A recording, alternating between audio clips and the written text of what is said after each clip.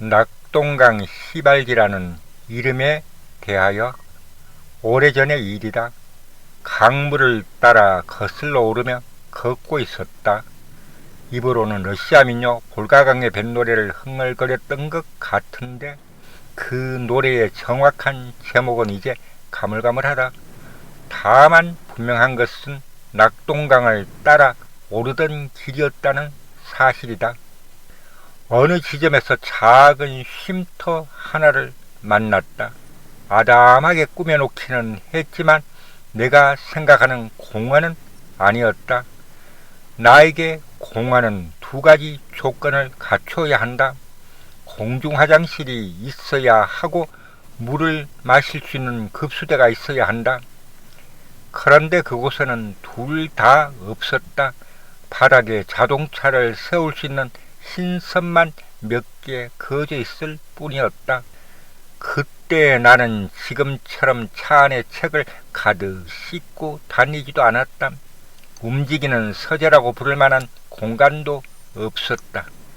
그러니 꽤 오래전 이야기임이 틀림없다. 그곳에는 내 키의 2배쯤 되어 보이는 거대한 돌이 세워져 있었다.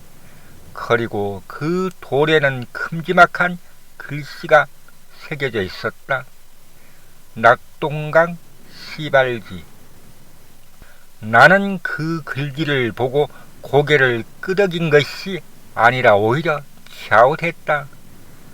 왜 여기가 낙동강의 시작일까? 주변을 둘러봐도 답은 보이지 않았다. 둔덕 아래로 강물이 흐르고 있었고 내가 일부러 강을 따라 올라오지 않았다면 저 아래에 물길이 있다는 사실조차 알기 어려운 곳이었다. 그러다 멀리 시선을 두니 다른 물줄기 하나가 낙동강으로 흘러들고 있었다.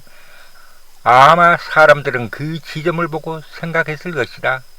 저 물이 합쳐져 남해까지 이어지는 긴 여정을 시작하니 이곳이야말로 낙동강의 시발기라고.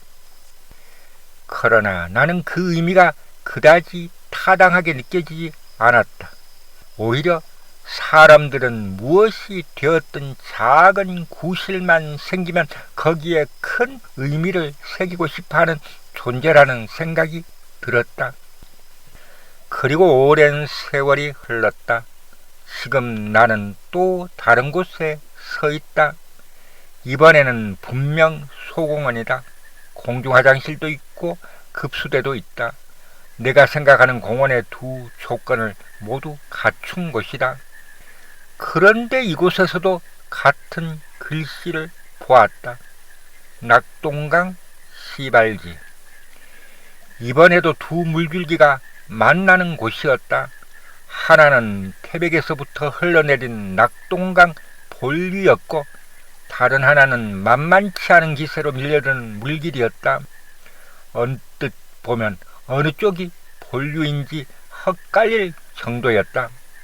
마치 두 강이 힘겨루기를 하는 풍경 같았다. 하지만 여기 역시 스스로를 낙동강 시발기라고 부르고 있었다. 그런데 내가 알고 있는 낙동강 시발기는 여기만이 아니다. 안동에서도 본 적이 있다. 반변천이 낙동강으로 합류하는 지점 부근이다. 관심 없는 사람은 지나치겠지만 유심히 보는 사람은 발견할 수 있다. 그곳 역시 낙동강 시발기라는 이름을 내세운다. 내가 실제로 본 것만 세 곳이다. 상주의 어느 지점 하나, 봉화의 어느 지점 하나, 그리고 안동의 한 곳. 강은 하나인데 시발기는 셋이다. 만약 시발기라는 말이 맞다면 하나여야 하지 않을까? 아니면 차라리 합류점이라 부르는 편이 더 정확하지 않을까? 물론 사람들은 이유를 설명할 수 있을 것이다. 어느 곳은 수량이 많아서, 어느 곳은 지형이 특별해서, 어느 곳은 역사적 의미가 있어서 시발기라는 이름을 붙였다고 말할 것이다.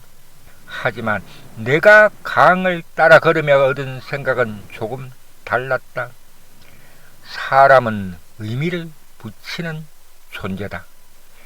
강물은 그저 흐른다.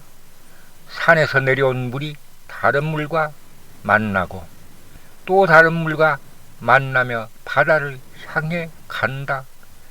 자연은 이름 없이도 존재한다. 그러나 사람은 그 만남의 순간에 이름을 붙이고 도를 세우고 의미를 새긴다. 그래서 같은 강에 시발기가 셋이나 생기는 일도 가능해진다. 2026년 6월 12일 다른 물이 낙동강으로 흘러들어 저 아래로 함께 내려가는 풍경을 바라보며 생명의 눈으로 세상을 보는 무학.